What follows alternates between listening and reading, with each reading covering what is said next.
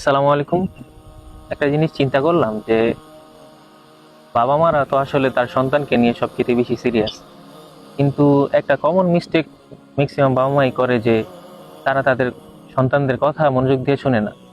তারা চিন্তা করে যে এই তো বাচ্চা মানুষ, সে আর কি বলবে, তার জন্য তো আমরাই আছি, আমরাই তো তার সম্পর্কে সবচেয়ে ভালো অবগত।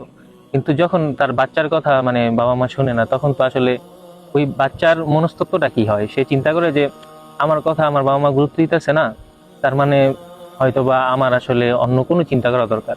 তখন সে অন্য বন্ধু খুঁজে, যার সাথে সে আসলে তার মনের কথাগুলো খুলে বলতে পারে।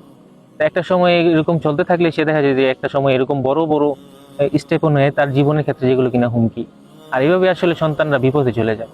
তো প্রত্যেকটা বাবা মার এই বিষয়ে সচেতন হওয়া দরকার যে সে আসলে তার সন্তানের যখন কথা বলবে তার সাথে, সেজন্য মনোযোগ সহকারে শুনে কথা বলে।